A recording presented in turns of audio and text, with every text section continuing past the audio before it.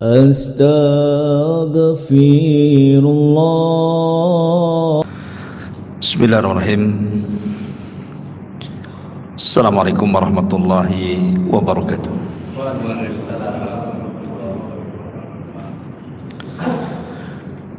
Alhamdulillah, assalatu wassalamu ala rasulillah wa ala alihi wa sahbihi wa mawalah wa la hawla wa la quwata illa billahi wa ba'du. Alhamdulillah, segala puja dan puja hanya milik Allah subhanahu wa ta'ala. Salawat dan juga salam kita hadiahkan kepada Rasul kita Nabi besar Muhammad sallallahu alaihi wa ala alihi wasallam. Ma'asyiral muslimin, jamaah salat Isya yang dimuliakan Allah subhanahu wa ta'ala. Alhamdulillah, kita berada di permulaan bulan Sya'ban, di mana bulan Sya'ban ini bulan diangkatnya amalan-amalan kita. Memang tidak ada keutamaan bulan Sya'ban itu tidak seperti bulan Rajab kemarin yang dimasukkan satu di antara 4 bulan hurum, dan bukan pula seperti Ramadan yang memang pemimpinnya bulan-bulan. Tapi meski demikian, bulan Sya'ban ini adalah bulan diangkatnya amalan kita, karena amalan-amalan itu ada yang sifatnya diangkat harian, dan itu waktunya ketika sholat asar dan subuh. Ada yang sifatnya mingguan, di hari Senin dan hari Kamis, dan juga ada sifatnya tahunan. Kapan? Di bulan Sya'ban ini amalan kita diangkat oleh Allah subhanahu wa ta'ala. Maka perbanyaklah amalan di bulan Sya'ban, terutama amalan-amalan yang nanti akan dilakukan secara rutinitas di bulan Ramadan, seperti puasa, membaca Al-Quran, bersedekah, dan lain-lain. Adapun pembahasan di malam hari ini, kita akan membahas secara khusus tentang khutuwat asy-syaitan, tentang jerat-jerat syaitan atau langkah-langkah syaitan ketika menggoda anak Adam.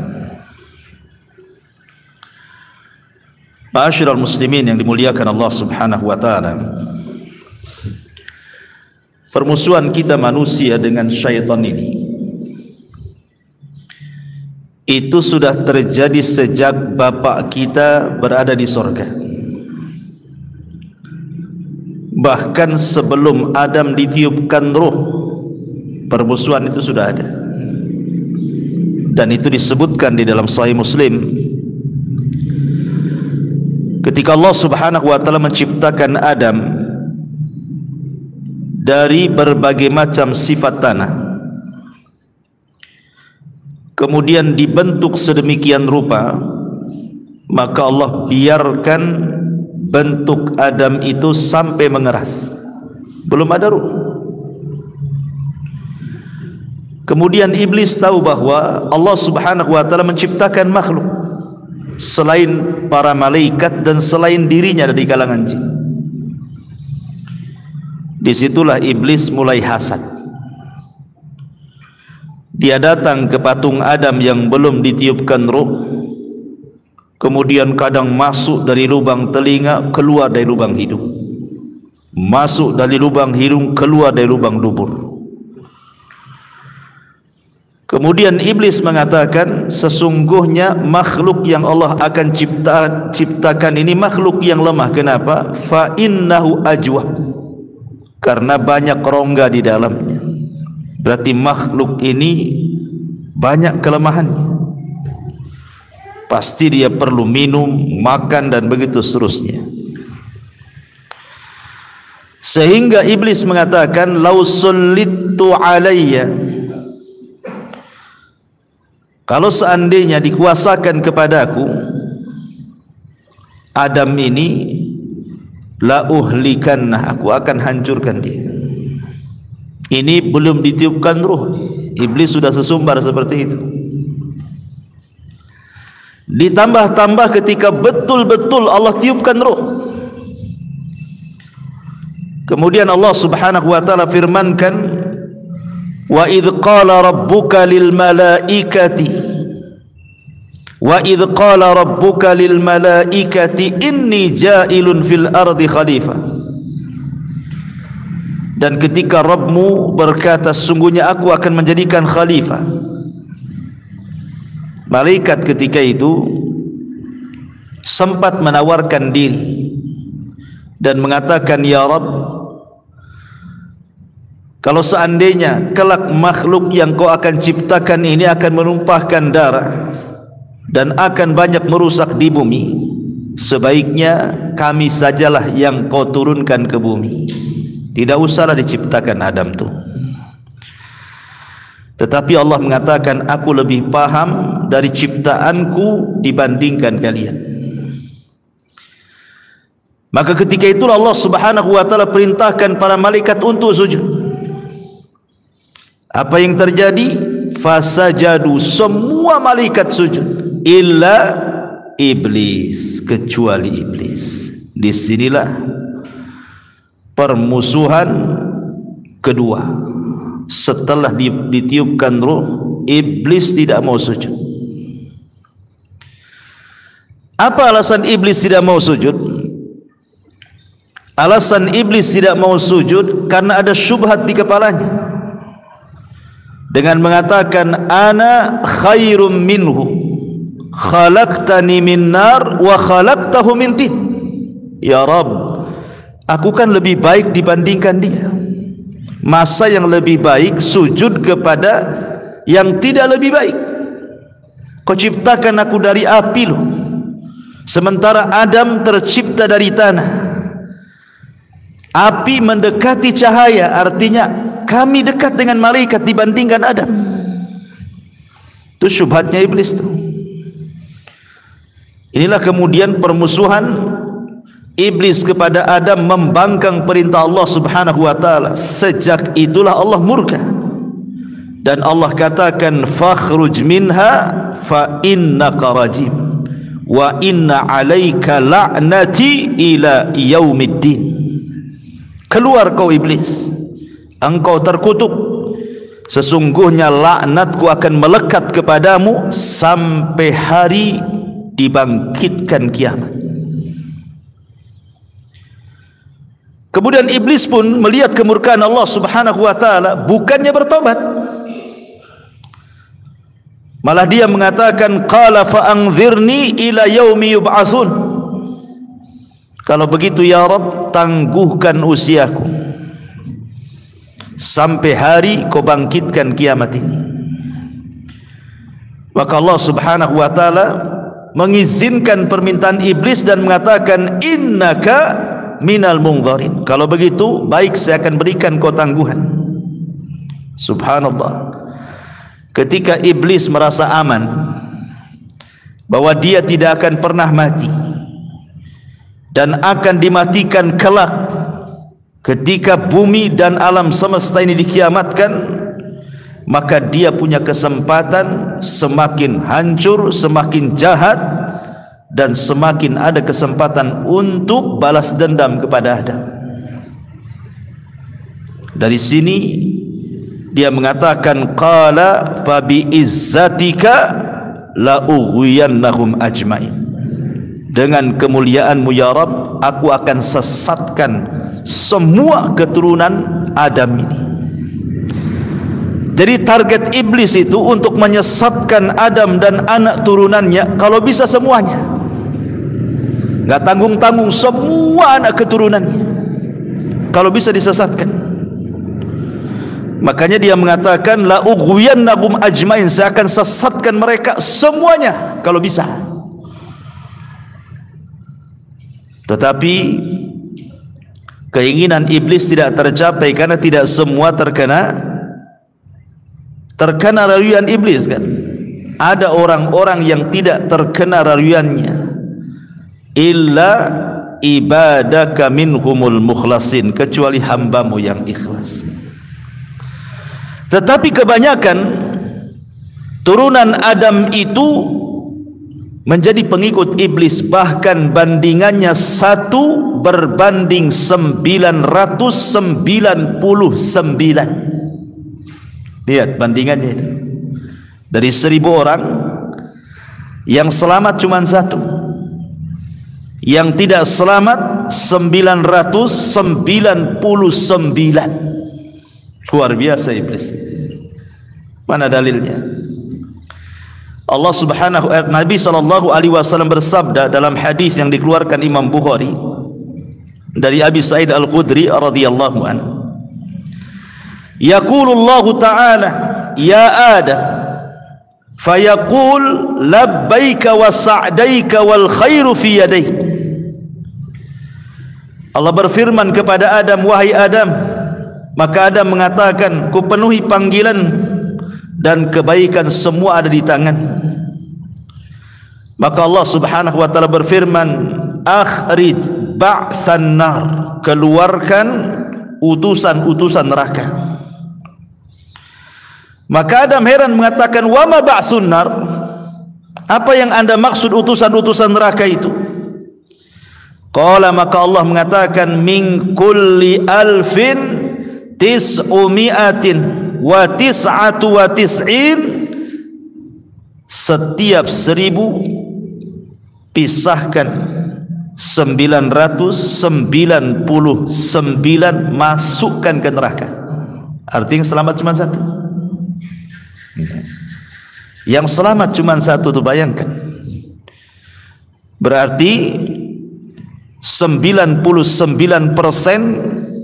cita-cita iblis hampir tercapai kan? Tinggal 1% saja. Ketika dia mengatakan saya akan sesatkan mereka semuanya kan, rupanya hampir berhasil karena 1 berbanding 999 kan, luar biasa. Ma'asyiral muslimin yang dimuliakan Allah Subhanahu wa taala, ketika Adam alaihi salatu wassalam mendapatkan tempat tertinggi di sorga sebagai pengganti iblis, mulailah iblis hasad. Kemudian mulai memberikan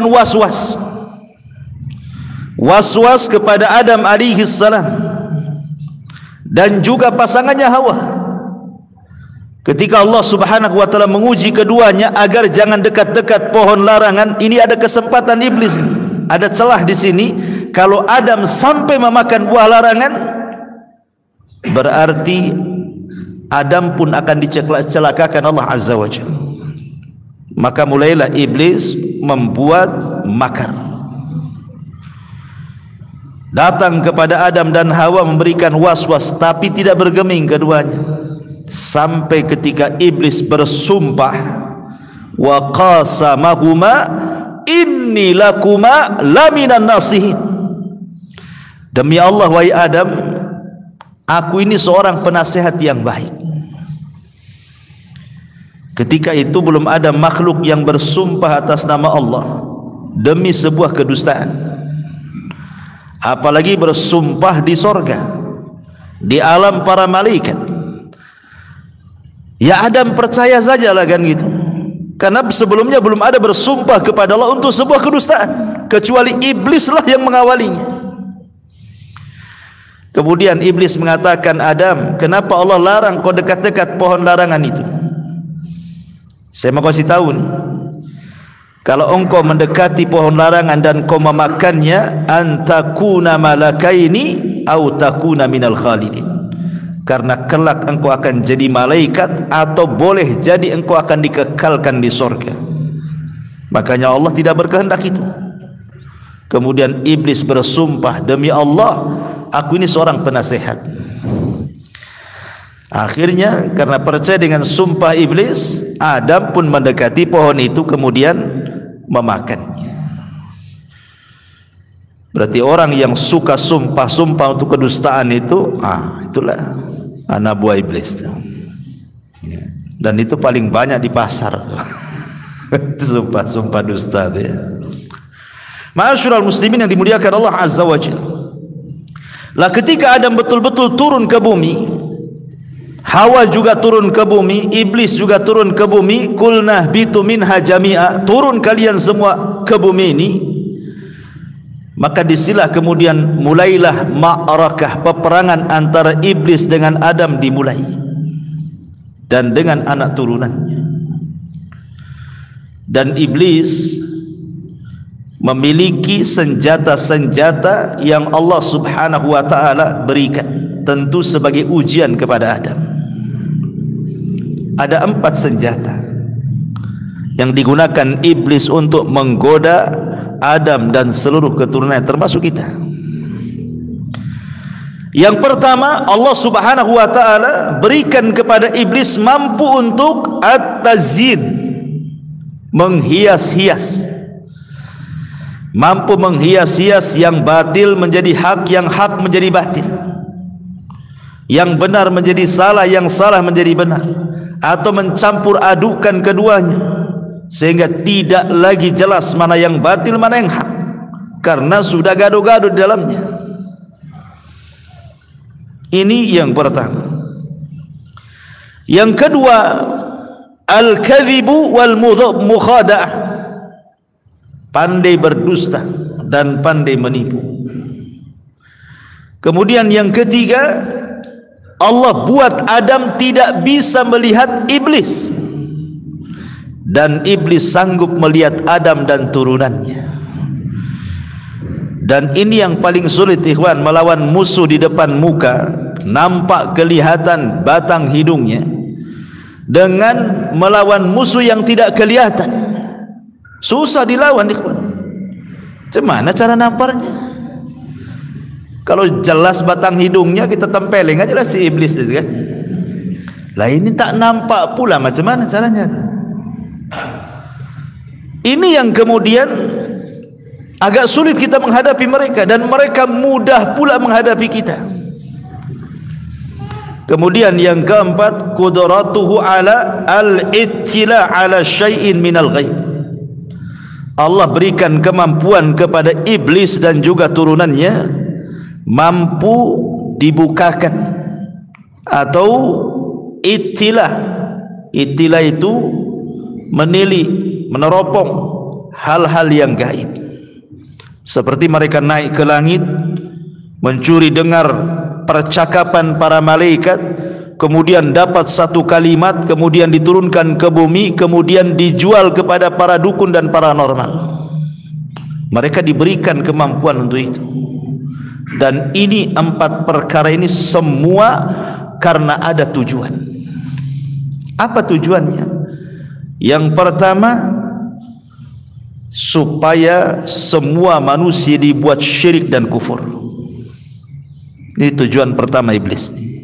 Gimana caranya membuat manusia itu jatuh kepada kesyirikan dan kekufuran. Dan disebutkan di dalam surah Al-Hasyr ayat 16. Kamatsali syaitan idz qala lil insani kfur, seperti permisalan syaitan yang mengatakan kepada manusia, kafirlah kamu. Jadi tujuan yang pertama ini yang paling besar, bagaimana manusia itu menjadi kufur kepada Allah dan menyekutukan Allah Azza wa Jalla, dan berhasil. Karena Allah mengatakan wa ma yu'minu billahi wa ma yu'minu aktsaruhum billah illa wa hum musyrikun, dan tidaklah beriman kebanyakan manusia kecuali mereka menyekutukan Allah. Lihat hari ini orang-orang yang percaya dengan paranormal, para dukun, para bomo, percaya dengan tangkal-tangkal, jimat-jimat, tempat-tempat klinik, keramat-keramat, dan begitu seterusnya menyebar. Berhasil iblis membuat orang kufur. Kemudian yang kedua, tujuan iblis adalah isya'atul fahsyah, berusaha menyebar keburukan, menyebar kejahatan, menyebar kemaksiatan di tengah-tengah umat manusia. Ini tujuan yang kedua. Dan tujuan akhir daripada iblis ini adalah dia akan mengajak sebanyak-banyaknya Adam dan keturunannya untuk menjadi sama-sama penghuni neraka jahanam. Itulah inti daripada iblis itu, menyesatkan anak Adam. 3 perkara ini. Ma'asyiral muslimin yang dimuliakan Allah Azza wa Jalla. Makanya iblis itu bagaimana caranya orang itu kufur, itu yang paling utama. Sampai-sampai dijelaskan dalam hadis dari Sabrat bin Abi Faki.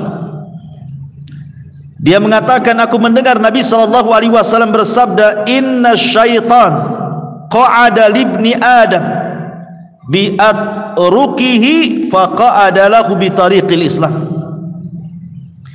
Sesungguhnya syaitan duduk untuk menghalang-halangi anak Adam dari berbagai macam jalan. Setan duduk menghalangi jalan bagaimana orang itu jangan sampai masuk Islam. Kemudian iblis akan memberikan was-was, tuslimu wa tadaru dinaka wa dina abaika wa abaika wa abai abaika. Buat apa kau masuk Islam? Apakah engkau akan meninggalkan agamamu, agama bapak-bapakmu dan agama moyang-moyang? Kemudian fa'asahu fa'aslam. Tetapi ada juga yang tidak menuruti kata-kata iblis, dia pun tetap nekat masuk Islam. Dari sini kita tahu bahwa iblis berusaha menghalang-halangi hidayah. Jangan sampai orang itu masuk ke dalam Islam, atau yang sudah masuk Islam bagaimana dikeluarkan dari Islam. Itulah tujuan inti daripada iblis, supaya sebanyak-banyaknya iblis mendapatkan pengikut di neraka. Ma'asyiral muslimin yang dimuliakan Allah Azza wa Jal. Dan permusuhan itu ditandai ketika kelahiran setiap anak Adam. Jadi kalau ada bayi lahir, disitulah iblis menancapkan permusuhannya. Dengan cara apa? Dengan cara menusuk lambungnya. Makanya setiap bayi yang dilahirkan pasti menangis. Kenapa menangis? Karena ditusuk oleh syaitan. Tapi tusukan ini tidak memadaratkan, hanya sekedar menabuh genderang perang, seolah-olah setan mengatakan, kau lahir, aku musuhmu. Gitu maksudnya. Udah dikasih tahu itu sejak bayi itu, udah ditoel tuh, aku musuhmu. Itu waktu bayi lahir itu ya. Kecuali 2 bayi yang tidak ditusuk lambungnya, Maryam dan putranya Isa bin Maryam. Dan itu ditunjukkan dalam sebuah hadis, ma min mauludin yuladu illa nakhasahu syaitan. Tidaklah ada bayi yang lahir kecuali ditusuk lambungnya oleh syaitan. Fayastahillu sarikhan min nakhsati syaitan illa ibni Maryam, illa ibna Maryam wa ummahu. Maka bayi itu akan menjerit, menangis karena tusukan itu, kecuali ibunda Maryam dan putranya. Dari sini kita tahu bahwa setiap bayi lahir, iblis sudah menabuh genderang perang. Ma'asyiral muslimin yang dimuliakan Allah Azza wa Jalla. Akan tetapi Anda perlu tahu bahwa sehebat apapun iblis dan anak buahnya, mereka tidak bisa mengajak kita secara langsung. Datang kepada antum, ambil tangan antum, diseret, yuk kita mabok. Enggak gitu ya. Yuk kita zina, enggak. Ayo kita ke kuburan syirik, enggak ada. Dia main datang, kemudian ngajak antum, nyeret tangan antum, dibawa ke tempat maksiat. Bukan itu caranya. Bukan. Mereka tidak sanggup melakukan seperti itu. Tapi yang mereka lakukan hanya memberikan was-was saja. Tapi walaupun hanya sebatas was-was, pengaruhnya luar biasa. Adam loh sampai turun dari sorga. Bukan iblis yang bawa tangan Adam, hayo hayo, atau didorong-dorong, makan tuh, nggak gitu. Dikasih was-was, ya, makan, nanti kau jadi malaikat, makan supaya kau kekal di sorga, gitu ya kan, dibisi-bisi, ya, bukan diajak, ayo kita makan sama-sama, nggak gitu. Ya. Jadi iblis dan anak turunannya itu tidak bisa menguasai manusia. Dia hanya bisa memberikan was-was, tapi dahsyatnya was-was bisa menurunkan abina Adam dari sorga. Luar biasa. Makanya Allah mengatakan qul a'udzu birabbin nas. Di situ ada min syarri waswasil khannas. Masih was-was saja dia, tapi luar biasa pengaruhnya. Ya. Dan terkadang iblis itu ketika mengarahkan manusia tidak langsung kepada perkara besar, tidak, tetapi ada khutuwat namanya, ya, ada langkah-langkah. Jadi mereka itu pakai langkah-langkah. Apa saja langkah-langkahnya? Kata para ulama mengatakan yang pertama, langkah yang mereka lakukan adalah ishtighal bil mubahat. Bagaimana iblis itu ataupun syaitan berusaha menyibukkan antum dengan perkara-perkara mubah. Nggak ada dosanya, tapi disibukkan. Main bola, perkara mubah. Nggak ada hukumnya main bola, perkara mubah, tapi disibukkan dengan bola. Akhirnya gara-gara sibuk bola lupa sholat duhur, asar, maghrib, isya, subuh. Ustadz, mana ada main bola 24 jam? Kok 5 waktu lupa? Ya, kecapean, tidur, besoknya lagi main bola lagi.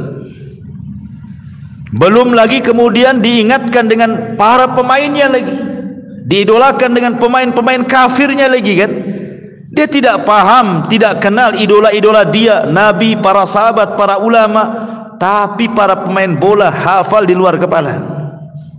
Luar biasa kan? Itulah perkara mubah disibukkan, akhirnya masuk ke dosa kan. Awalnya kan mubah-mubah saja main bola, tapi jadi haram jadinya. Ketika mulai melalaikan sholat, melalaikan zikir, baca Quran, setan ini begini caranya. Dia akan menyibukkan manusia dengan perkara mubah-mubah dulu. Ma'asyiral muslimin yang dimuliakan Allah Azza wa Jalla. Atau contoh yang lain pamannya, ngumpulin duit setahun 2 tahun sampai penuh celengannya, ya. Bukan untuk umroh, ya, untuk jalan-jalan ke Singapura, Australia gitu kan. Padahal biayanya sama tuh. Bahkan kalau jalan-jalan lebih lagi itu duitnya. Uang umroh mungkin 30 juta ada kebanyakan. Jalan-jalan kurang 50 juta juga kan. Kalau sampai ke luar negeri itu jauh-jauh, kecuali ke Barelang kan gitu. 50.000 aja kan. Ya. Artinya kan jalan-jalan ini kan perkara-perkara mubah kan. Antum mau jalan kemana saja nggak ada hukumnya.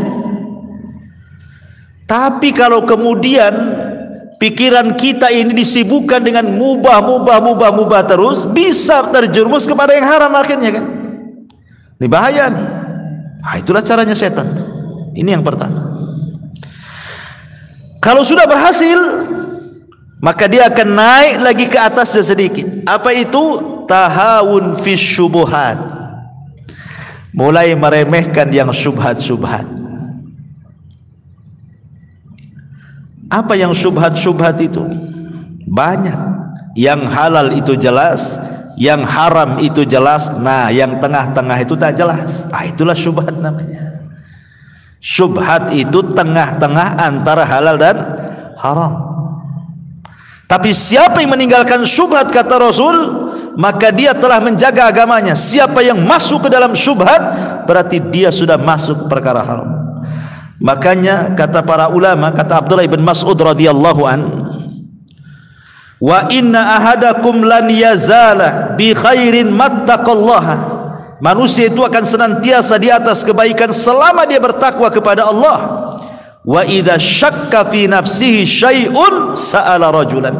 Tapi kalau sudah mulai ragu-ragu, cepat tanya sama orang alim, cepat tanya sama ustaz, sama ulama, fasyafahu minhu, supaya terhilangkan dari syubhatnya. Tanya kalau nggak tahu, ya, jangan main labrak aja kan. Ini boleh nggak? Ini boleh nggak? Pinjol boleh nggak? Nih, umpamanya. Kalau ragu-ragu, tanya hukumnya. Jangan habis melakukan syubhat baru tanya pula. Tanya dulu. Kalau ragu-ragu itu tanya. Ada loh ustaz yang ngasih dalil riba itu boleh katanya, tapi jangan banyak-banyak katanya. Sikit aja itu boleh itu. Saya dengar ada dalilnya itu. Dalilnya Quran lagi loh ustaz kata. Apa itu?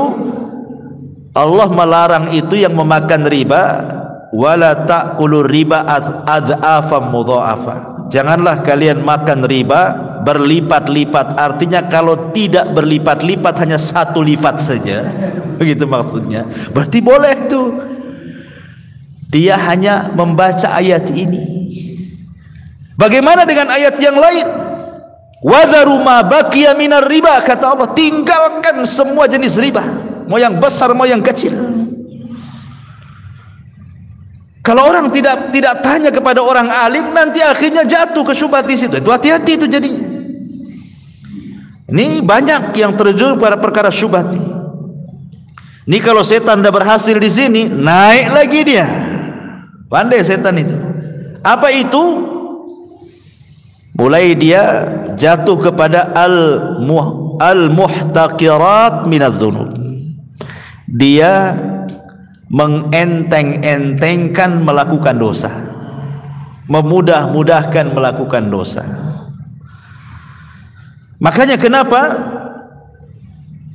seorang ulama bernama Sa'ad Bilal ibn Sa'ad ibni Tamim al-Qasi, yang diriwayatkan oleh Abdullah ibn Mubarak dari Auza'i, kata beliau, la tanzur ila sigharil ma'siyati walakin unzur li azamati man asaita.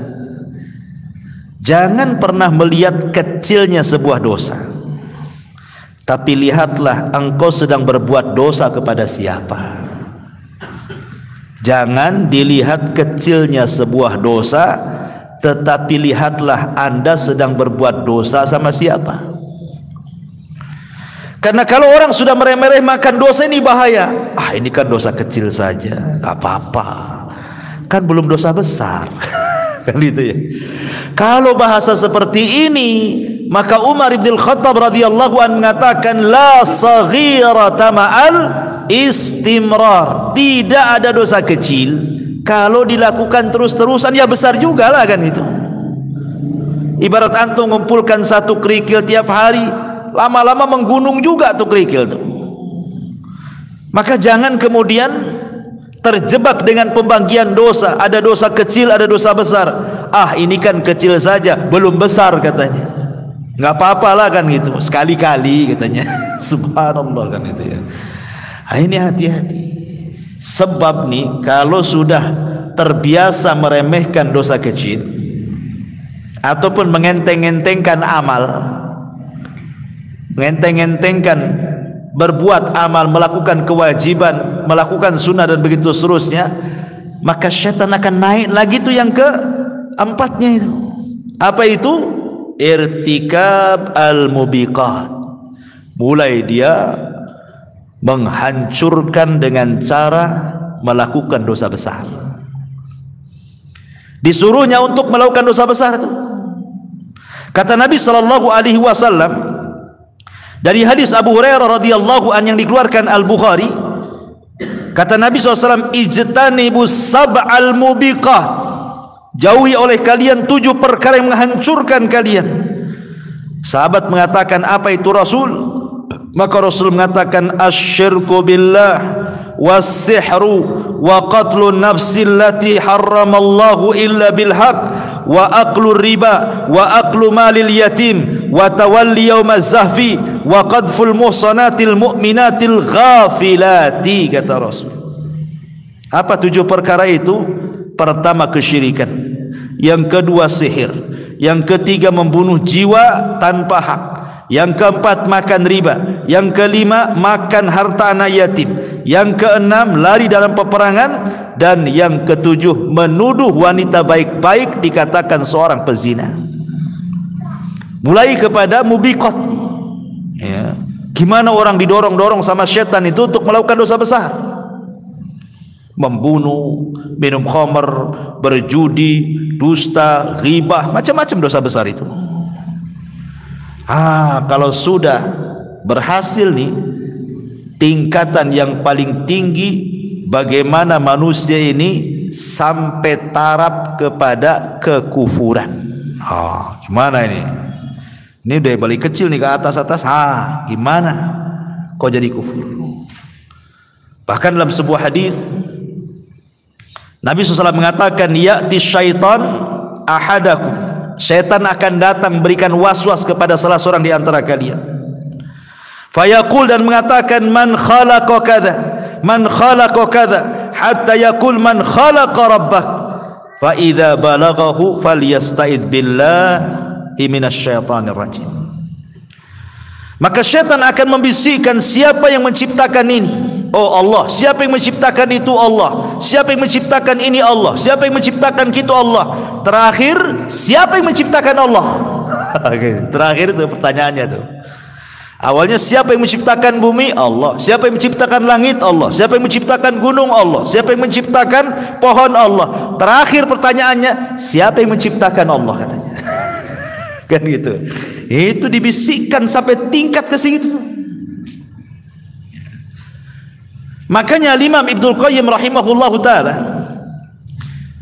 beliau mengatakan, syaitan itu ketika membawa khutuwat, langkah-langkahnya, maka akan membawa 6 langkah, kata Imam Ibnul Qayyim. Imam Ibnul Qayyim mengatakan ada 6 langkah, itu senjata syaitan untuk menyesatkan anak Adam. Apa 6 langkah itu? Yang paling tinggi, al-kufru billah, kekufuran kepada Allah. Yang kedua, an yuqi'aka fil bid'ati, bagaimana orang itu supaya berlaku bid'ah. Setelah syirik, kufur, baru di bawahnya bid'ah. Kemudian di bawahnya lagi fi kabairi dzunub, dosa besar. Kemudian di bawahnya lagi fi saghairi dzunub, dosa-dosa kecil. Kemudian di bawahnya lagi at-tawassu fil mubahat, menghabiskan waktunya hanya untuk melakukan perkara mubah, akhirnya melalaikan dari ketaatan. Dan yang terakhir, kata Imam Ibnul Qayyim, disibukkan dengan perkara-perkara yang tidak afdal dan meninggalkan yang afdal. Salat di rumah kan nggak apa-apa, ya. Salat di masjid afdal, salat di rumah nggak apa-apa, ya sudahlah di rumah saja. Jadi selamanya di rumah aja, itu nggak mau ke masjid, ya. Itu kan meninggalkan yang afdal dan melakukan yang tidak afdal. Seperti itu, ikhwan. Jadi ma'asyiral muslimin yang dimuliakan Allah Azza wa Jalla, pertama, kufur, dibuatkan orang untuk kufur. Dan kufur ini kan banyak macamnya. Ada namanya kufur al-juhud wa takdzib, menentang dan mendustakan, seperti kufurnya orang-orang Yahudi kepada Nabi SAW. Tahu yang benar tapi mengingkari kenabian. Ada namanya kufur i'rad wal istikbar, berpaling dan sombong seperti kufurnya iblis kepada Allah, tidak mau sujud ketika Allah perintahkan sujud kepada Adam. Atau kufur syak, ragu-ragu terhadap Allah, hati-hati. Ataupun mungkin kufur nifak, orang-orang munafik yang menyembunyikan kekufuran dalam hati dan menampakkan keislamannya. Ini kekufuran namanya. Kemudian di sana ada di bawahnya disebut dengan bid'ah. Allah Subhanahu wa taala mengatakan, afaman zuyyina lahu su'u amalihi fara'ahu hasanah. Apakah seperti orang yang dihiasi padanya keburukan amalannya, tetapi seolah-olah dia melihat amalan yang buruk itu baik. Kenapa? Bagaimana orang itu bisa tobat kalau seandainya yang buruk dianggap baik, yang bukan ibadah dianggap ibadah? Ya sulitlah tobatnya. Ini kan ibadah, padahal bukan ibadah kan itu ya. Makanya sering saya katakan bahwa bahaya bid'ah ini, satu, dia pelakunya sulit untuk bertobat, beda dengan maksiat. Kenapa? Karena ahli maksiat yang dilakukannya tahu itu maksiat. Tahu, orang berzina tahu zina itu maksiat. Orang lagi nyolong nyuri, tahu dia nyolong. Coba tanya pencuri, nyolong tuh baik nggak? Pasti bilang tak baik nyolong tuh. Loh, kenapa kau nyolong? Tuh makanlah kata. Kan itu ya. Coba ahli bid'ah antum katakan seperti itu, enggak. Baik, berpahala. Yang kedua, tidak semua maksiat itu bid'ah, tapi semua bid'ah itu maksiat. Pencuri tidak dikatakan ahli bid'ah. Pezina antum katakan ahli bid'ah? Ya bukanlah. Itu maksiat, ahli maksiat. Kemudian maksiat itu ikhwan tidak ada turunannya pengen jadi ahli maksiat. Tidak ada umpamanya pencuri berdoa, ya Allah jadikan anakku sama seperti aku pencuri. Tidak ada. Pezina mengatakan, ya Allah jadikan anakku germo. Tidak ada. Tidak ada. Sejahat-jahatnya orang itu pasti berdoa, cukuplah abimu saja yang mencuri. Kau jangan, kau jadi ustaz. Kan itu ya. Tapi ahli bid'ah tidak. Kalau bisa anaknya kayak dia, karena merasa di atas kebaikan. Makanya bahaya. Setan suka tuh di situ. Masuklah setan dari jalur yang kedua ini. Kalau kemudian tidak berhasil juga, diturunkan tuh. Untuk apa? Bagaimana dia melakukan dosa besar? Gimana dia caranya masuk ke dosa besar nih? Syirik tak bisa, kufur tak bisa, bid'ah tak bisa, turun. Gimana caranya dia disibukkan dengan zina, disibukkan dengan khamar, disibukkan dengan judi, disibukkan dengan gibah, dengan dusta, macam-macam dosa besar. Oh, ini kuat imannya nih. Turun lagi. Ya. Dengan cara apa? Kata Imam Ibnul Qayyim, dimasukkan ke dosa-dosa kecil. Tengok handphone,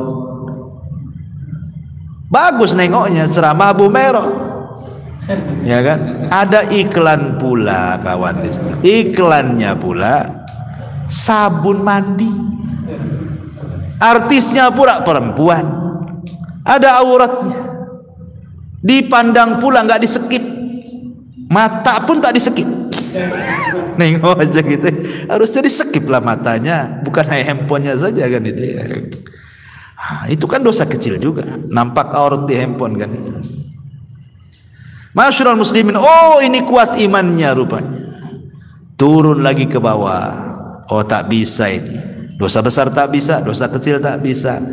Disibukkan dengan perkara mubah. Suruh jalan sana, suruh main ini, main itu. Akhirnya lupa, dia kecapean. Walaupun dia tidak lupa sholat, tapi kan badan capek. Akhirnya gak khusyuk pula dia sholat kan, ngurangi kehusyuan, ngurangi tumaknina, dan begitu seterusnya disibukkan. Oh dia tidak bisa disibukkan dengan perkara mubah, disibukkan dengan perkara yang tidak afdol, ditinggalkan pula perkara afdol. Ya, begitulah langkah-langkah setan. Ma'asyiral muslimin yang dimuliakan Allah Azza wa Jalla. Di dalam Al-Qur'anul Karim ada beberapa ayat, saya akan sebutkan langkah-langkah setan itu ada di beberapa tempatnya. Pertama, ketika Allah Subhanahu wa taala bicara tentang langkah-langkah setan, Allah Subhanahu wa taala bicara soal seputar makanan, ya. Kemudian seputar syariat ataupun agama.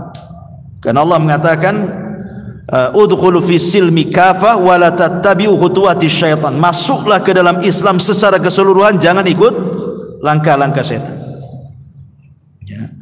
Artinya bahwa setan itu ketika memberikan langkah-langkah kepada manusia itu, dia akan membuat langkah dari berbagai macam, dari ibadah, dari muamalah, dari persoalan makan, minum, macam-macam, dari semua bab. Ya, saya akan contohkan secara singkat saja. Seperti umpamanya kita masuk dalam bab ibadah. Kita masuk dalam bab ibadah dulu. Di dalam sebuah hadis Nabi sallallahu alaihi wasallam mengatakan dari Abdullah ibn Mas'ud radhiyallahu an, "Dzukira inda Nabi sallallahu alaihi wasallam rajulun faqila ma zala naiman hatta asbah ma qama illa ila shalah faqala dzaka ar-rajul bala syaitanu fi udhuni." Disebutkan di samping Rasul ada seorang laki-laki yang tidur saja sampai pagi, lewat dia subuh tuh.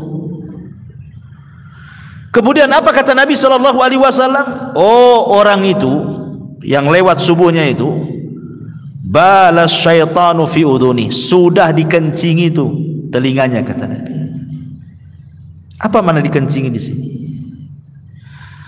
Sebagian ulama mengatakan maknanya dikencingi itu ya secara hakikatnya, seperti hadis-hadis tentang setan, kalau kita makan tidak baca basmalah maka setan ikut makan, kan itu ya. Setan kita tidak baca basmalah ketika minum maka setan ikut minum. Nah, sama juga ketika setan mengencingi telinga, ya betul-betul dikencingi. Bentuk kencing setan ya enggak tahu kayak apa. Kalau kencing antum kan saya tahu. Kalau antum ngencingi telinga orang, budak terima orang tuh. Tapi hakikatnya memang setan itu mengencingi. Bentuk kencingnya seperti apa wallahu a'lam. Karena kita juga tidak pernah melihat setan kan. Tapi ada ulama membawa kepada hakikatnya. Ada juga yang mengatakan bahwa setan mengencingi itu maksudnya setan istihza wal istihqah, sedang mengejek. Antum itu sedang diejek dia sambil dikencingi telinganya. Akhirnya lewat sholat subuh, bangun jam 7. Jadi setan ngejek antum sambil ngencingi telinga. Coba bayangkan ikhwan, sering saya katakan, analogikan seperti ini. Kalau anak tampar wajah antum, kira-kira antum marah? Marahlah. Gimana kalau saya kencingi wajah antum? Apa enggak lebih marah lagi kan? Orang ngencingi telinga kita, kita bisa dendam 7 turunan. Hari-hari antum dikencingi setan tak dendam-dendam. Gitu maksudnya ya. Kok nggak dendam-dendam antum sama setan itu? Ya bangun jam 7, jam 8 kan itu kan. Dia lagi menghina kita loh tiap malam. Kok aneh nggak dendam sama setan? Kalau nggak karena bolo setan kan itu. Ada juga memaknai bahwa maksudnya dikencingi itu setan sedang mengejek kita. Tapi ada juga yang mengatakan bahwa setan ngencingi telinga itu maksudnya setan sedang menyumbat telinga kita, sehingga orang yang jarang sholat subuh atau tidak pernah sholat subuh, tidur aja, maka telinganya akan tersumbat sehingga sulit mendapatkan nasihat. Sulit kalau dinasihati. Orang yang jarang sholat subuh itu keras hatinya, susah dapat hidayah. Karena hari-hari dikencingi setan untuk telinganya. Nah, itulah bagaimana setan itu berusaha orang itu supaya jangan melaksanakan kewajiban kan. Lewat sholat malam, lewat sholat subuh, sengaja dikencingi. Dan itu satu langkah dia itu. Cukup sampai di sini? Tidak. Bukan hanya sekedar dikencingi saja. Dalam hadis Abu Hurairah radhiyallahu anhu, Nabi mengatakan, yaqidu syaitan ala qafiyati ra'si ahadikum idza huwa nam thalatha uqadin. Maka syaitan akan datang kepada setiap yang mau tidur. Umpamanya antum mau tidur nih jam 11, jam 12 gitu kan. Setan datang bawa 3 ikatan, kemudian diikat di tengkuk antum. Setiap dia ngikat tengkuk kita, maka dia akan membisikkan di telinga kita. Apa bisikannya? Alaika lailun tawilun farkud. Malam masih panjang, tidur, tidur. Nah, itu bisikannya.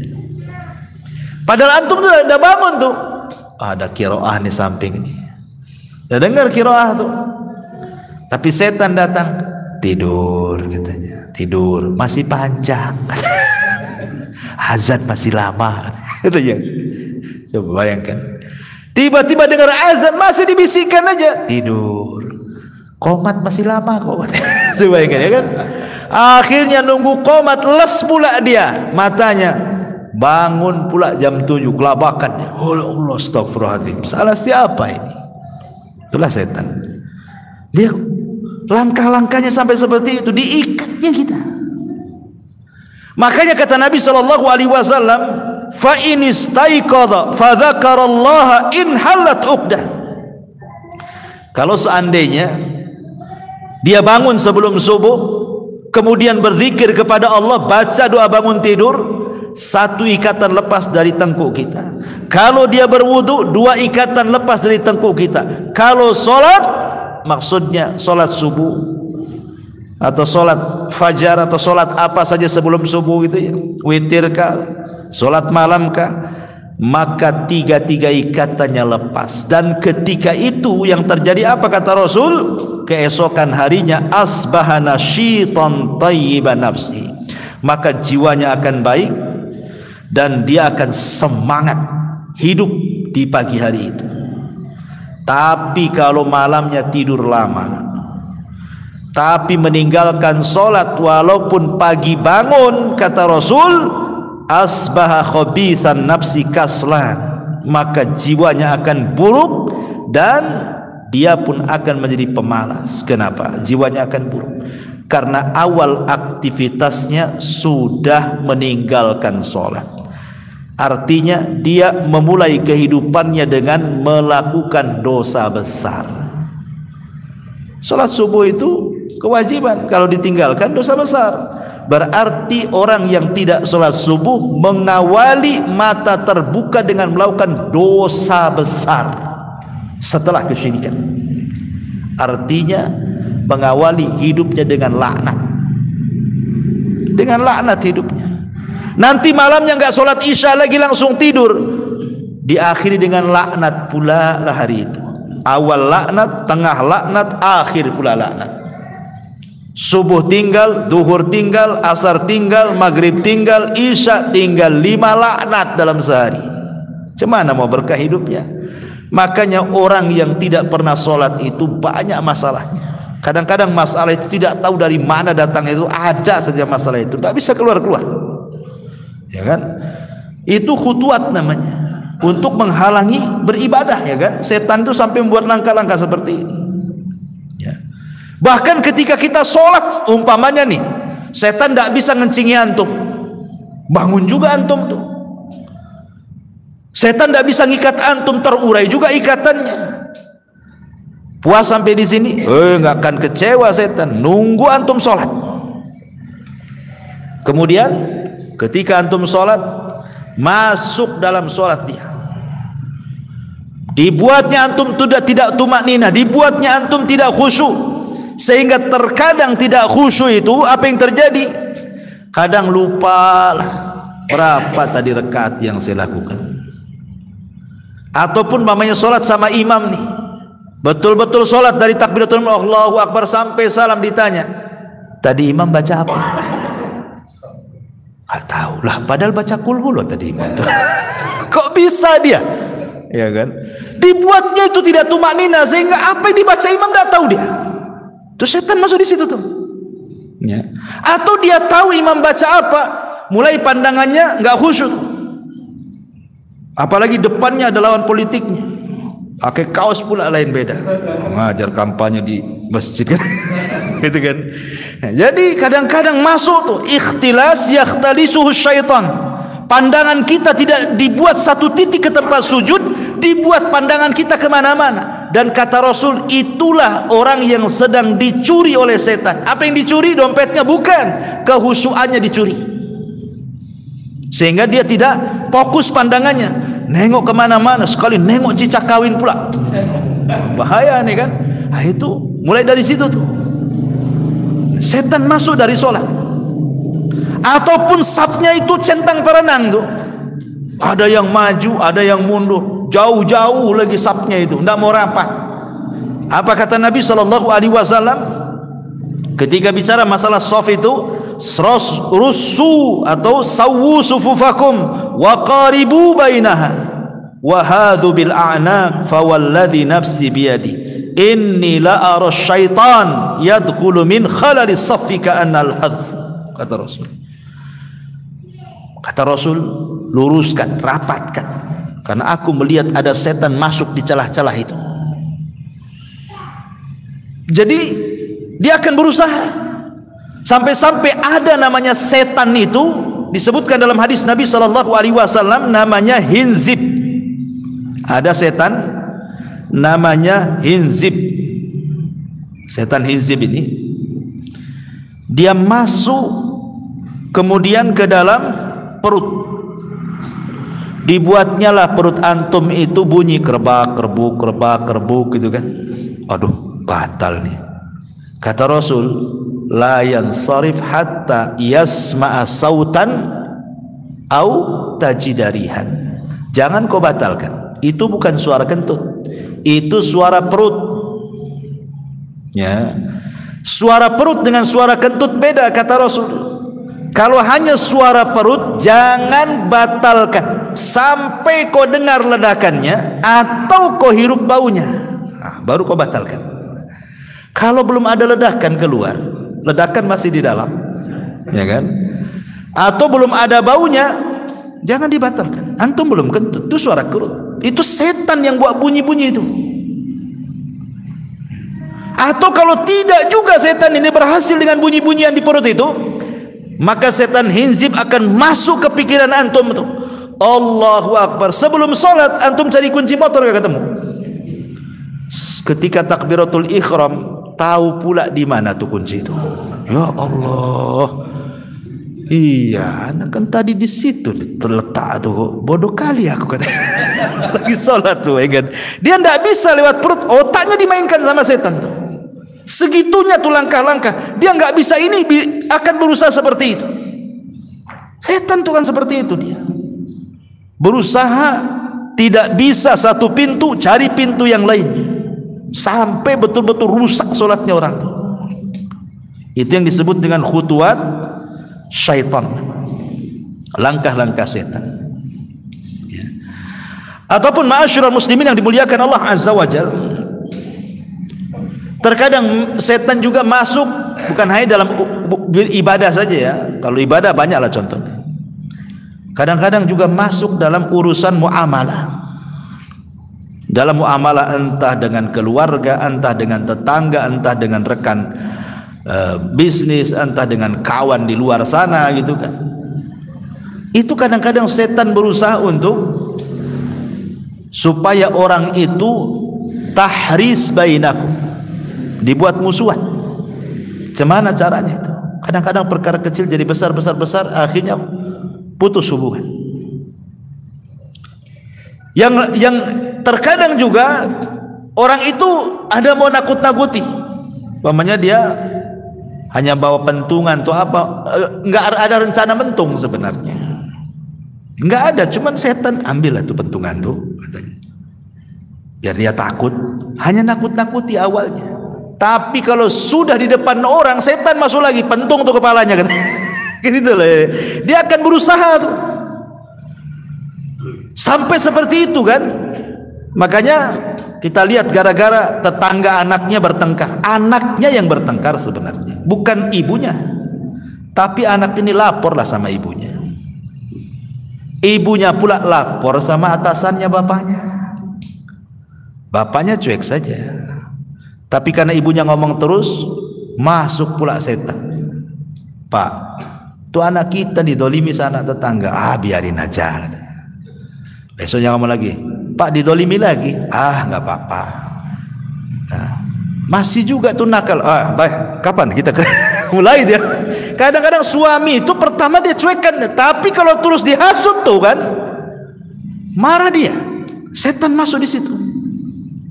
Akhirnya betul-betul datang dilabrak tetangganya. Coba bayangkan, antum sudah berhubungan 10 tahun gara-gara urusan anak yang bisa didamaikan sebenarnya. Toh anaknya juga habis musuhan besoknya datang salaman lagi. Kita pula yang musuhan sama tetangga tak mau salaman. Kalau bisa jual rumah, pindah rumah. Kan pula di sini katanya. Ini kan setan ini kan berusaha itu sampai seperti itu. Ya. Jadi hubungan-hubungan bahkan dalam rumah tangga pun seperti itu. Bagaimana dibuatnya suami itu bercerai. Makanya kenapa disebutkan dalam hadis itu istana setan itu ada di lautan. Setan itu punya istana di lautan. Entah berantah di laut mana. Ada yang mengatakan di 3 Bermuda itu. Allahu a'lam. Tidak ada riwayatnya bahwa istananya itu di segitiga Bermuda. Yang jelas Rasul mengatakan istana setan ada di lautan. Apa di Selat Malaka sini? Allahu a'lam. Yang jelas bahwa adalah istananya. Setiap hari setan itu kan ngutus tuh anak buahnya tuh. Kamu goda tuh yang ujung sana, kamu goda. Semua diberikan tugas tuh setan-setan marodah tuh. Ada yang goda sampai meninggalkan sholat, ada yang goda mau sedekah nggak jadi, ada yang goda mau puasa tak jadi, pokoknya digagal-gagalin orang berbuat baik itu. Sampai akhirnya satu hari ini nih, gerilya ini, setan-setan ini, utusan iblis, maka malam harinya mereka melaporkan hasil apa yang mereka goda kepada anak Adam. Dan mengatakan, ya Tuhan, aku sudah menggoda dia tidak sholat. Diam aja si iblis, tidak terlalu bahagia dia. Ya. Iblis, Tuhan, saya sudah goda dia loh sampai nggak sholat. Duhur, asar, maghrib, isya, subuh, berhasil saya 5 waktu dia tak sholat katanya. Iblis diam saja. Kenapa? Ngapain kau goda? Dari dulu pun tak pernah sholat dia katanya. Kan gitu ya. Ngapain digoda katanya? Orang nggak pernah sholat nggak usah digoda lah. Dari dulu pun nggak pernah sholat. Artinya bahwa, tetapi ketika kemudian ada anak buahnya berhasil tuh meretakkan suami istri, bangkit dari singgasana iblis tuh, diambilnya piala, sini kamu, diletakkan pula di kepalanya. Anta, oh kamulah yang paling top, katanya. Iblis paling senang kalau seandainya ada anak buahnya yang bisa meretakkan suami istri. Kenapa? Karena korbannya banyak. Kalau orang sholat, tidak sholat, satu dia aja korbannya tuh. Tapi kalau berumah tangga, apalagi anaknya banyak nih, korbannya banyak. Ya, suami jadi korban, istri jadi korban, anak-anak jadi korban. Nanti suami curhat sama keluarga, keluarganya jadi korban. Istri pula curhat sama kawannya, kawannya jadi korban. Curhat sama rumah tangganya atau sama keluarganya, keluarganya pula jadi korban. Banyak tuh korbannya, akhirnya musuhan itu, dua keluarga itu. Akhirnya istrinya kawin lagi, nggak tanggung jawab dengan anaknya. Suaminya kawin lagi, ditinggalkan pula anaknya. Kata iblis, nak sini jadi anak angkat saya saja, katanya. Jadilah anak angkat iblis. Kan itu ya. Ma'asyiral muslimin yang dimuliakan Allah Azza wa Jalla tuh. Sampai seperti itu namanya khutuwat, namanya langkah-langkah. Sampai kepada orang berzina pun tidak langsung iblis tuh ambil tangan, berzina kamu. Enggak gitu caranya. Dibuat langkah. Ingat kisah Barsisah, seorang abid Bani Israel kan? Walaupun riwayat Israiliyat tapi banyak dicantumkan di dalam kitab-kitab tafsir kisah Barsisah itu ketika mentafsirkan surah Al-Hasyr. Coba berawal dari apa? Berawal dari kalam, ucapan. Berawal dari salam, assalamualaikum. Kemudian dengar ucapan. Kemudian ngomong, kaifa haluk, bagaimana kondisi. Kemudian mulai tanya keadaan. Kemudian ngobrol. Ya kan? Kemudian berlama-lama di situ. Akhirnya berzina. Barsisa ini abid Bani Israel. Dikenal di Bani Israel tidak ada orang yang ahli ibadah melebihi Barsisa. Ada 3 orang punya adik perempuan satu. Yang 3 orang ini mau jihad, bingung mau nitipkan adiknya. 3 orang sepakat, yuk kita titipkan di Barsisa itu, biar selamat katanya. Dia kan ahli ibadah, pasti jaga anak gadis kita, adik gadis kita ini. Awalnya kan gitu. Pada awalnya Barsisa ini tak mau, datang iblis tuh, digesek-gesek telinganya. Terimalah, itu kan kebaikan, kau dapat pahala. Apalagi yang 3 orang ini mau jihad katanya. Masuk pula was-was iblis. Ya sudahlah, diterima katanya.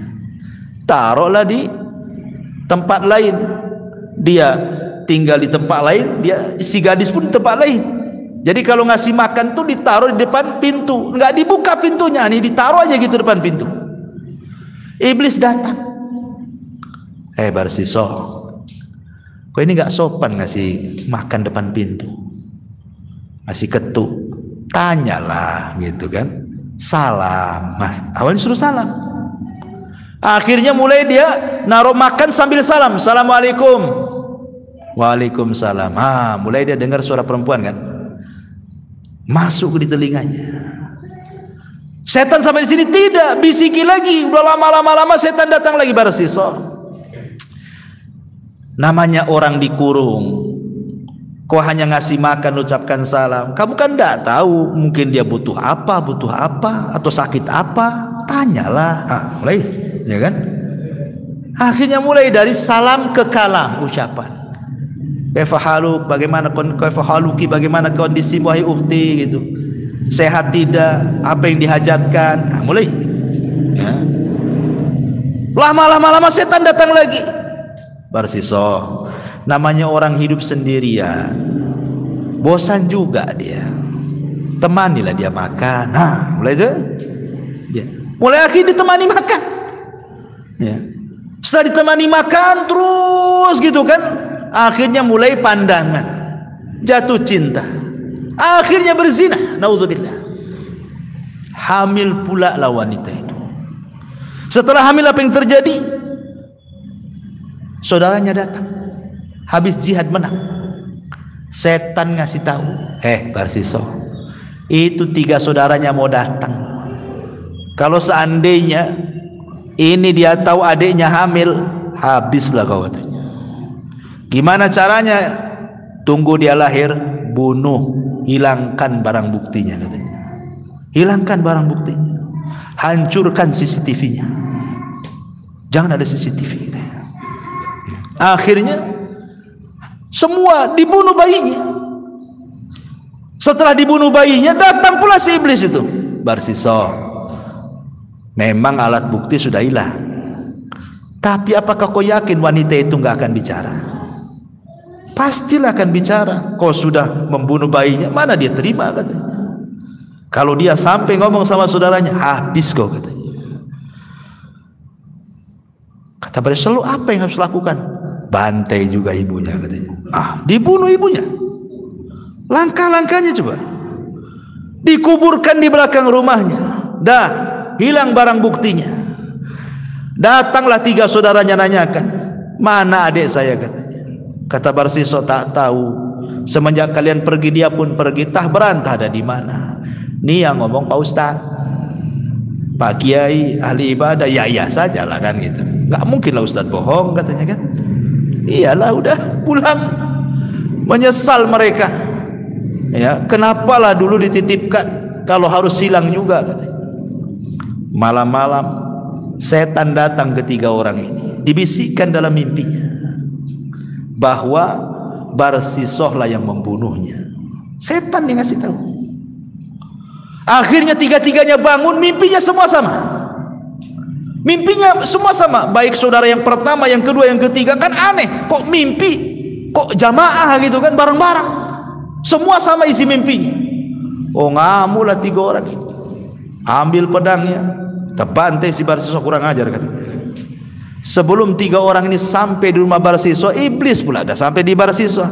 Barsiswa, yang 3 orang udah tahu loh kau yang membunuh katanya. Tapi aku bisa menyelamatkan kamu, enteng gampang tuh katanya.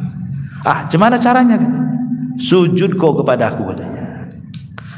Pas si Barsiswa sujud, 3 orang ini datang. Akhirnya iblis pun lari, dibunuhlah Barsiswa dalam posisi sujud kepada iblis. Lihat bagaimana khutuat di sini kan. Langkah sampai mati kufur. Ya. Hati-hati. Bermain medsos kan juga awalnya kan gitu ya, kenalan. Copy pastenya bukan perkara apa. Ambil di ustaz sunnah juga copy pastenya itu. Ngasih jempol lah itu ukhti itu kan. Mulailah kenalan tuh. Sangka antum ustaz. Ya. Akhi ukhti aja tuh ngomongin. Kayak syar'i kali itu kan. Di medsos itu hati-hati tuh, yang bujang-bujang tuh. Ya. Nanti kenalan. Ya. Pacaran. Enggak pacaran ustaz. Pacaran syar'i katanya. Gimana pacaran syar'i itu? Yang ngingetin kalau pas malam bangunlah ukhti sholat malam. Itu pacaran syar'i itu katanya kan. Ngingetin sholat. Coba kan. Alhamdulillah. Itu bukan pacaran syar'i. Jadi nanti lama-lama pasti juga akan ke situ kan. Karena Rasul yang mengatakan seorang itu wajib berzina. Mata bisa berzina mendengar, melihat. Telinga bisa berzina mendengar. Lisan bisa berzina berbicara. Tangan kaki bisa berzina. Dan kemaluan yang kelak akan membenarkan atau mendustakannya. Dan begitu kata Nabi. Karena memang selangkah seperti itu. Itulah caranya khutuwati syaitan. Tidak langsung setan menyeret. Gak ada yang mau manusia diseret setan itu. Tapi kalau dilangkah-langkah sikit-sikit pasti mau. Itulah bahayanya langkah-langkah syaitan. Masyaallah muslimin yang dimuliakan Allah Azza, dan banyak lagi ya. Bisa juga masuk dari kemarahan. Marah itu kan dari setan. Kata Rasul, al-ghadabu minasyaitan. Marah itu dari setan. Apabila marah maka berwudulah. Ada yang mengatakan hadis ini lemah. Tapi ada juga yang mengatakan kalau kau marah berdiri, duduk. Kalau kau marah duduk, baring. Kalau kau marah juga baring, wudu. Kalau kau marah juga wudu, solat. Kalau habis solat juga marah, pergilah jauh-jauh. Mesti marah juga. Artinya kan lihat bagaimana ketika setan juga menggunakan langkah, maka dalam Islam juga ada langkah-langkah melawannya. Nggak bisa begini, nggak bisa begini, kan itu ya. Antum marah berdiri, duduk. Masih marah juga, baring di aspal. Gitu ya. Oh nggak bisa juga, ambil ke tempat wudu, sholat. Jadi supaya seperti itu, supaya ada langkah-langkahnya kan. Atau setan juga masuk pada al-ajalah, tergesa-gesa. Tergesa-gesa itu dari setan, bukan dari Allah. Pamannya ada gadis yang kita sukai, dengar pula udah diceraikan suaminya, baru talak 1 tapi belum habis masa idahnya. Tapi kadang memang si istri juga sudah suka ingin nikah dengan kita, sementara dia belum habis masa idahnya, main lamar aja antum. Terjadi nikah di masa idahnya, sah nikahnya? Tidak sah. Yang lebih parah lagi bukan tidak sah nikahnya. Kalau antum sampai melakukan pernikahan dan dia masih berada di masa idahnya, setelah nikah batal nikahnya, dan wanita itu diharamkan sampai kiamat tidak boleh dikawini. Tidak boleh dikawini sampai kiamat. Kenapa? Karena tergesa-gesa sebelum waktunya. Sama dengan seorang anak ingin cepat dapat harta waris, diracunlah itu pakai kopi sianida itu kan bapaknya supaya cepat mati. Mati betul tuh bapaknya, dapat warisan sampai kiamat haram warisan. Kenapa? Karena tergesa-gesa sebelum waktunya. Itu namanya al-ajal, itu dari syaitan tuh. Ya. Ataupun al-israf, sesuatu yang berlebih-lebihan, makan berlebihan, minum berlebihan, tidur berlebihan, main berlebihan, itu semua dari setan. Makanya kenapa Nabi SAW itu sampai berdoa kepada Allah kan, Allahumma inni a'udzubika minal jubni wal kasal. Ya Allah, aku berlindung darimu dari al-jubn wal kasal. Kasal itu artinya kemalasan, karena malas itu dari setan. Makanya kenapa Rasul mengatakan at-tatha'ub mina syaitan. Tatha'ub itu nguap itu dari setan. Kalau kalian nguap cepat tutup kan begitu. Karena orang nguap tidak tutup tuh menunjukkan malas dia. Itu dari setan. Beda dengan bersin. Makanya suruh mengucap alhamdulillah. Ya. Dan banyak, ataupun taswib. Taswib itu mengucapkan kalimat saufa dalam bahasa Arab itu balas sekitarnya nanti. Ini jam 12:30 sholat duhur, nantilah, masih ada waktu. Nah, ini. Nanti asar juga gitu, mau dekat maghrib sholatlah nanti.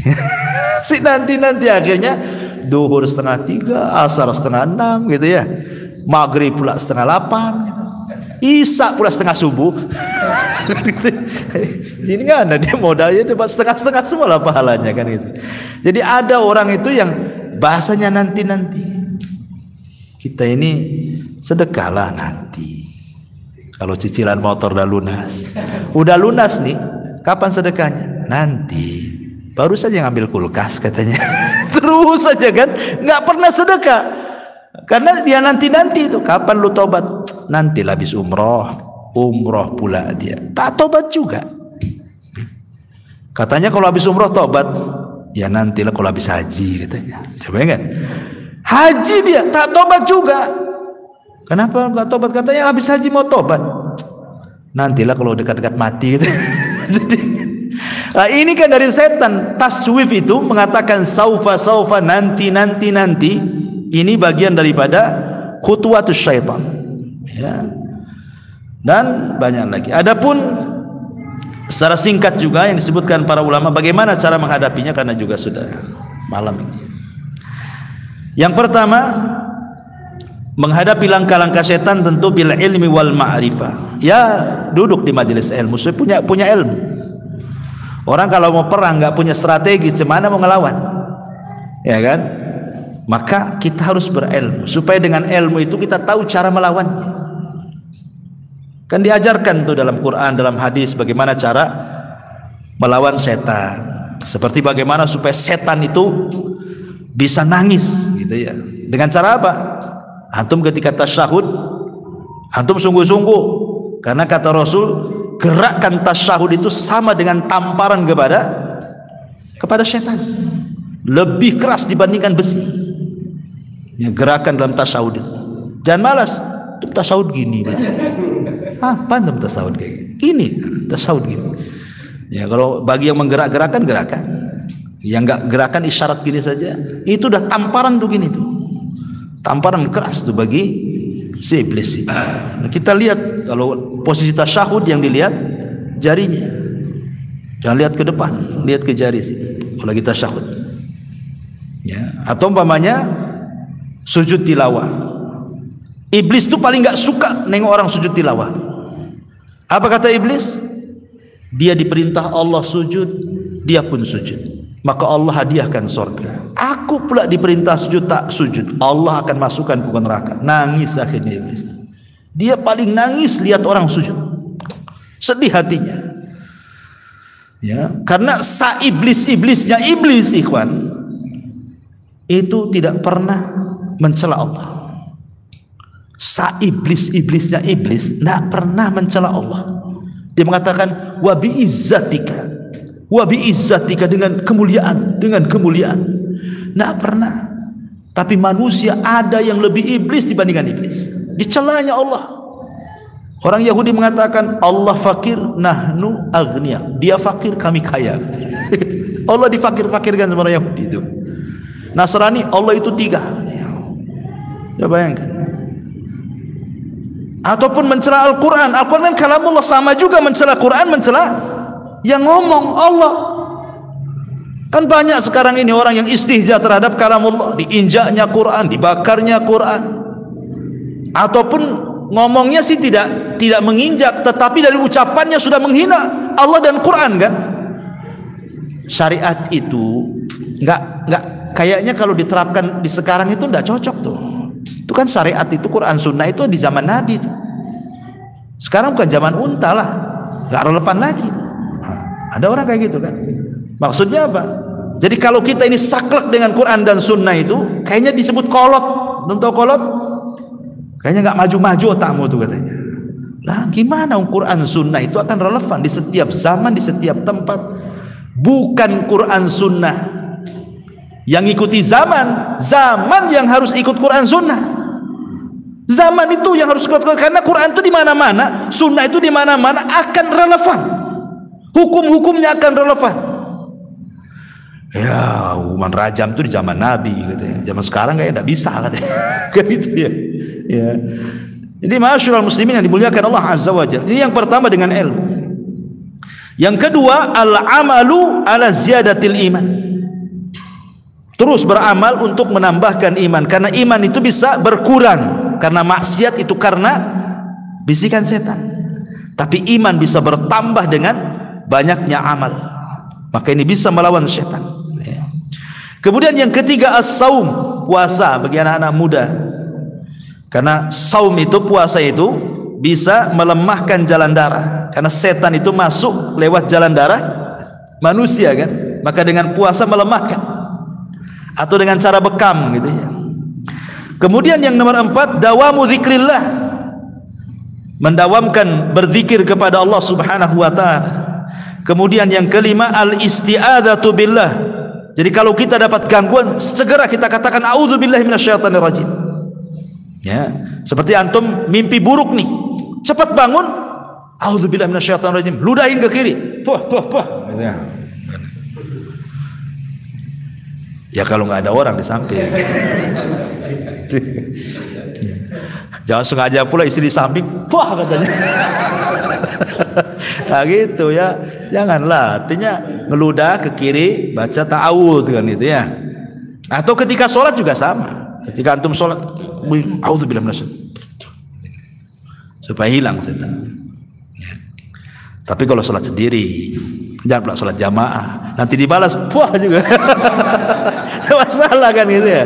Kalau sholat jamaah jangan, kalau sholat sendiri, karena biasanya setan itu akan sulit menggoda orang yang berjamaah.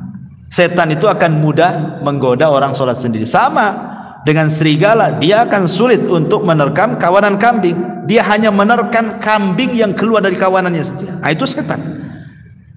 Nah, dia kalau orang sholat sendiri itu akan lebih digoda setan. Makanya kalau ada godaan seperti itu, cepat ta'awudz, ludah 3 kali. Ya. Jadi itu juga isti'adzah itu penting. Karena juga Allah mengatakan qul a'udzu birabbil falaq dan qul a'udzu birabbin nas. Ya. Ini yang kelima. Yang keenam, alaika bisuhbati thayyibah. Cari teman yang baik. Karena setan itu bukan hanya dari kalangan jin saja. Setan juga ada dari kalangan manusia. Bahkan terkadang orang yang paling dekat dengan kita, istri kita itu jadi setan nih kawan. Ya bisa ya tuh. Disetani kita, janganlah sedekah dulu bang katanya. Rumah belum naik tingkat 2 katanya. Gitu ya. Bisa jadi setan tuh. Dihasut-hasutnya kita. Bang, tetangga sebelah tuh masya Allah, itu kaki kuning katanya, leher kuning, tangan kuning, saya pula hitam semua katanya. Belikanlah ke toko emas sana katanya.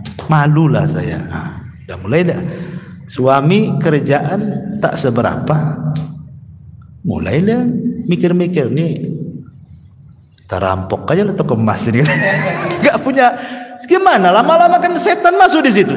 Gara-gara apa? Bisikan istri. Bisikan istri ini orang yang tadinya tidak berbuat jahat jadi berbuat jahat tuh. Bang, kita ngontrak terus ini katanya. Belilah rumah katanya. Tak bisa lah deng, berapa lah uang pendapatan. Besok ngomong gitu lagi. Lama-lama terpikir dia, mana nih kira-kira kabel telkom mana yang saya harus ambil. Jadi ada orang akhirnya jadi korupsi, ya kan? Akhirnya jadi maling, akhirnya menghalalkan yang haram. Yang penting terpenuhi keinginannya. Ada yang kayak gitu tuh. Ya. Jadi ini juga makanya cari teman yang baik. Kemudian juga yang terakhir adalah fa innallaha yahmi awliya'ah wa yahfad ahibba'u kama qala inna ibadi laisa laka 'alaihim sultan. Yakin dengan Allah bahwa Allah akan melindungi kita, menjaga kita, dan setan tidak akan menguasai kita selama kita yakin dan kita bersama Allah, dan itu dengan memperbanyak ibadah, taat, takwa, dan begitu seterusnya.